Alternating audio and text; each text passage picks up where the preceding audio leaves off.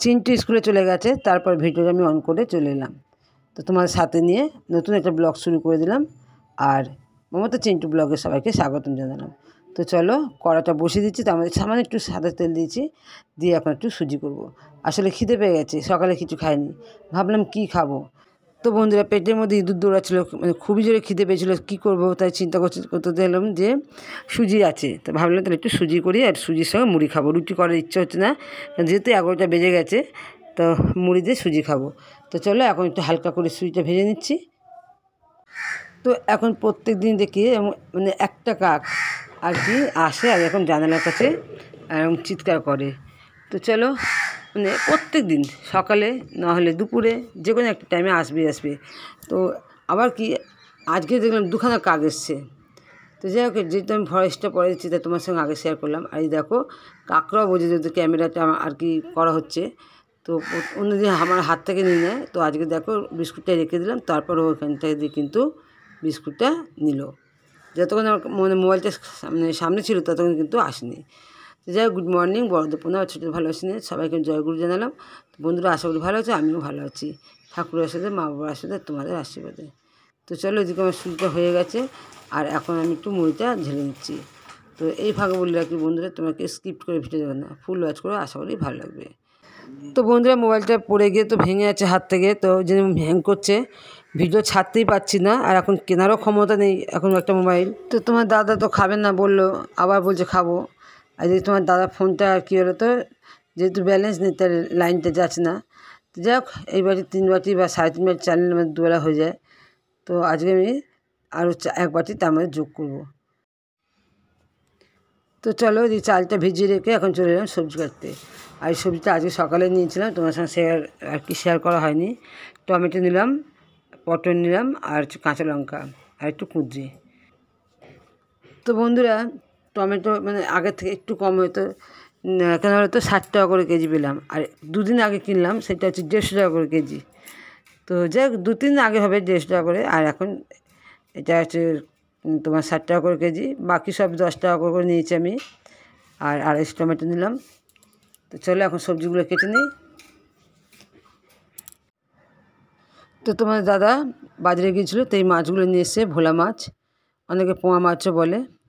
তো চলো আমি এখন এই মাছগুলো কেটে নিই, আর মাছটা কেটে নেওয়ার পর তোমাদের কাছে আমি আসবো, ঠিক আছে?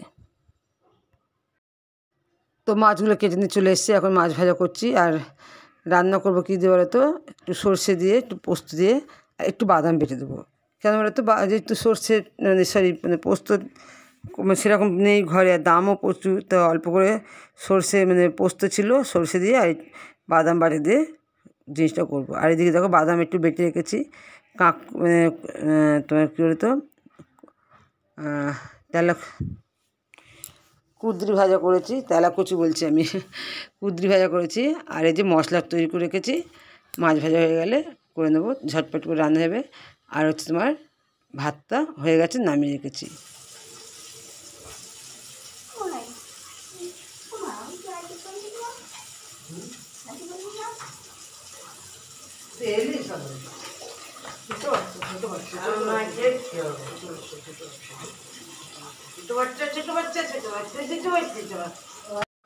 তো চলো আমি রান্না করছিলাম, তখন ধরুন চিন্টু চলে এসছে।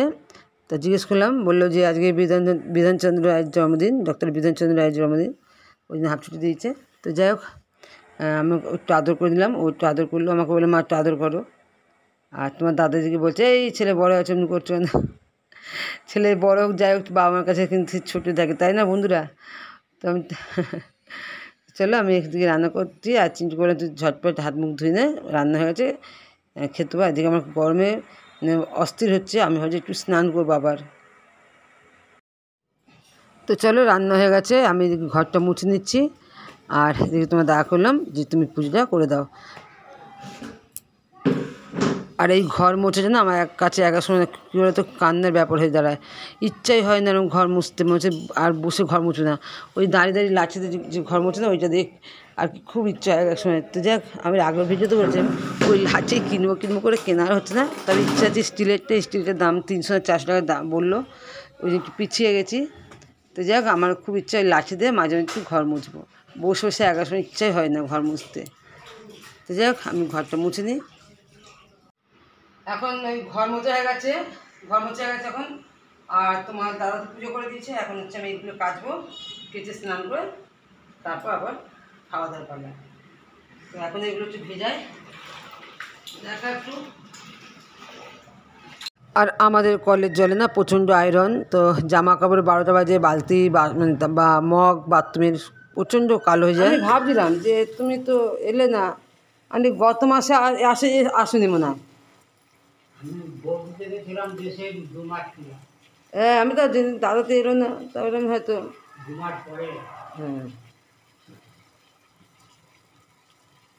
তো বন্ধুরা স্নান টান করে সব কিছু করে 3টে বেজে গেছে, ভাত খেতে বসবো। তো সব কিছু রেডি করেছি, দেখো থালা টালা। তো ভাতটা বাড়তে হবে এমন সময় আর কি, যে দাদা আমার বাড়িতে আসে, অর্থাৎ অতিথির আগমন, তাই না? সেই দাদা আর কি আমার বাড়িতে এলেন ঠাকুরের চাল নিতে। তা এসে বললেন যে মা আমাকে আর কি ঠাকুরের চাল দাও, আর আমাকে একটু চা করে দাও। তো যাই হোক চায়ের সময় না বিস্কুট দেবো ভাবছিলাম, কিন্তু বিশ্বাস করো লজ্জায় পড়ে গেলাম আর কি, বিস্কুটটা ঘরে নেই, বারণ। তো আমি দাদাকে বললাম যে তাহলে দাদা একটু চানাচুর দিয়ে মুড়ি দিচ্ছি আর একটু চা দিচ্ছি, তুমি যা খাও। বলে হ্যাঁ তাই দাও। তো যাই হোক 3টে বাজে এখন খেতে বসে, শুনে মনে বলে দেরি হলো, আর একটু মাঝে মাঝে দেরি হয়ে যায়।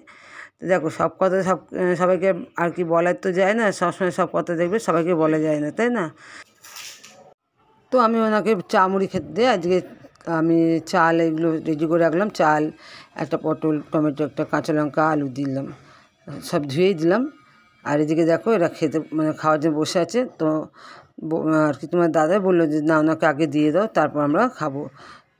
তো চলো যে আমি রান্না করে ফেলেছি, মাছ এদিকে কুঁদরি ভাজা আর বাদাম বাটা। তো চলো দাদা চলে গেলেন, আর বলে গেলেন বিকেলে সৎসঙ্গ আছে, যদি পারেন তো যাবেন আর কি।